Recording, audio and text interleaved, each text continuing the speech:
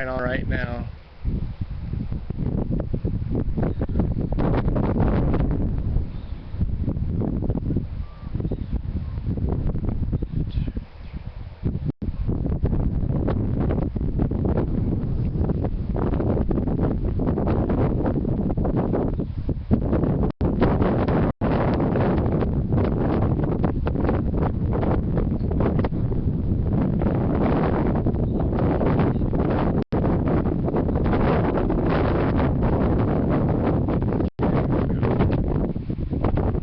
Hi Garden Talk bloggers, we're live from Green Velvet Sod Farms today with the great grass guru himself, Randy Tisher. Hi Randy Tisher. Good afternoon, sir.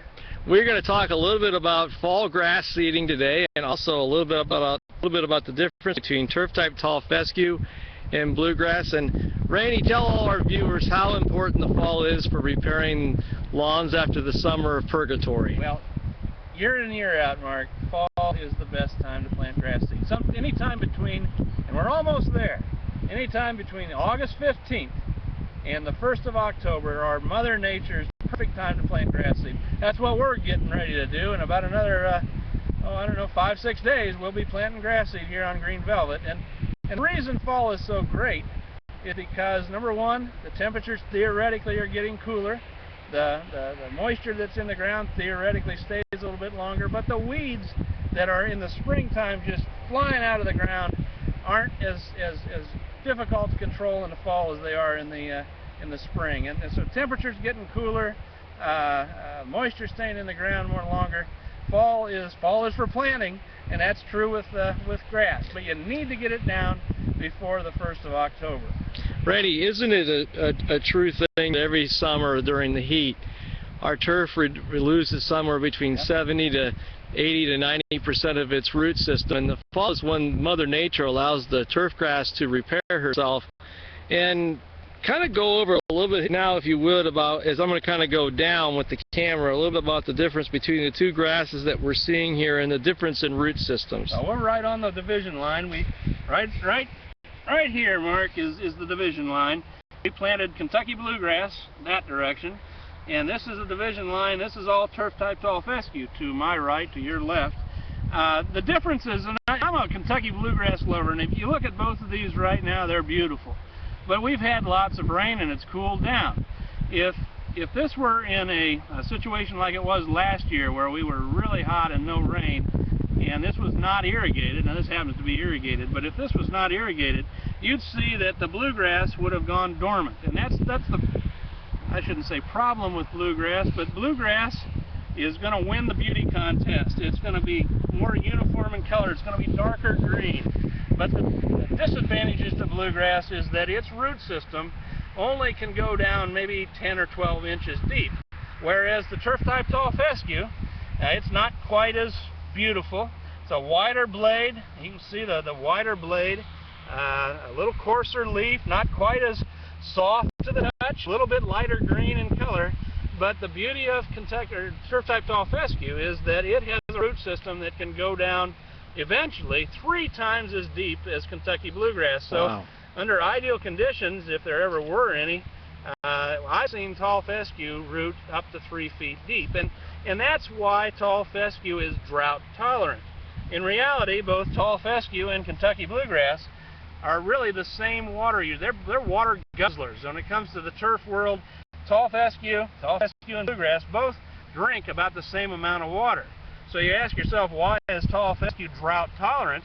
It's drought tolerant because its root system, its ability to find water in the soil, is 3 times as great as it is with Kentucky bluegrass. That's what makes tall fescue greener longer into the summer, easier to take care of, more forgiving. It's a more forgiving plant. And Randy, tell us a little bit about the blends you use here at Green Velvet, as far as your bluegrass blends and your turf type tall fescue blends. I'm a big believer in a blend, just like you say, Mark. I like to have 3 or 4, maybe 5 varieties in a mix. Each variety of Kentucky bluegrass or tall fescue has slightly different characteristics. Some varieties are a little bit more drought or disease or insect resistant, and by going with a blend instead of just one variety, you give yourself a lot of different sort of bullets in the gun, so to speak. Diversity. If we get into a heat or drought or insect situation, if you have a blend instead of just a single monocot variety, you're going to have a lot better chance of making it through that heat of the summer. So this is a blend of 4 different Kentucky bluegrasses.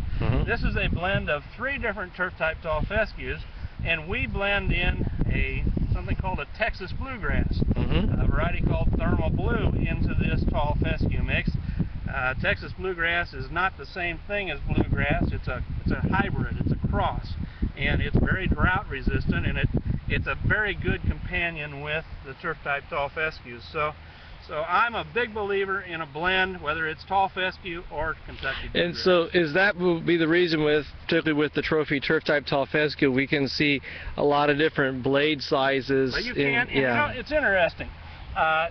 We're looking at this grass, and I found a large, wide variety. Well, there's a wide leaf. Right. But I will submit to you, and this is sort of the disappointing thing with tall fescue.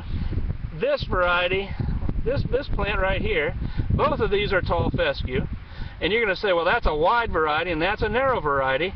I'm going to tell you that they probably are the same variety, but just the nature of the beast, the nature of turf type tall fescue is that it's not uniform. Every blade is not uniform. Right. Whereas bluegrass, almost every blade is the same thickness.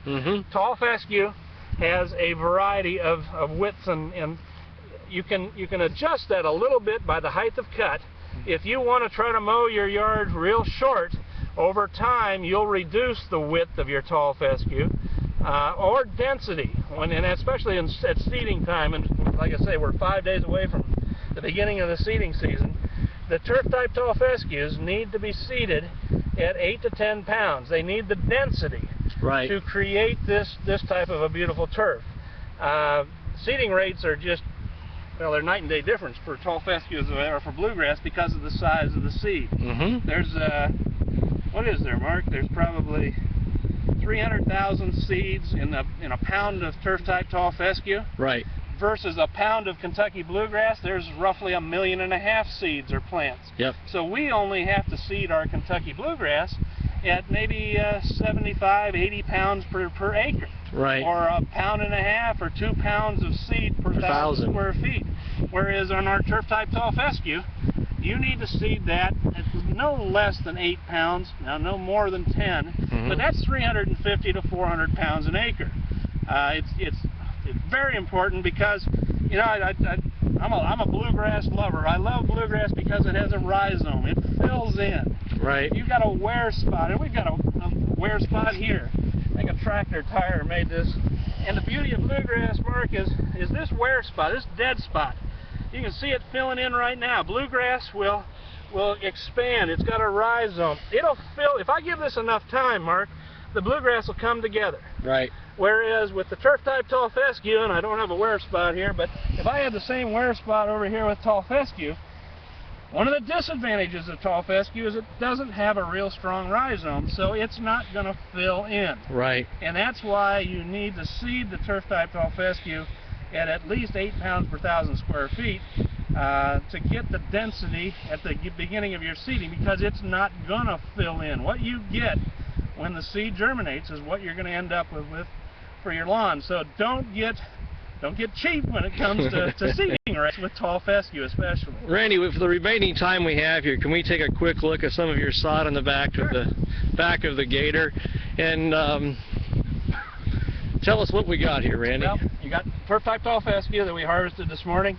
and this will point out a little bit of that rhizome, the give and take of the two different plants. If you notice, I mentioned we don't have a rhizome with tall fescue. Right. We do have a rhizome with Kentucky bluegrass. Kentucky bluegrass will start to produce a little bit of thatch. Right. Because of the rhizome.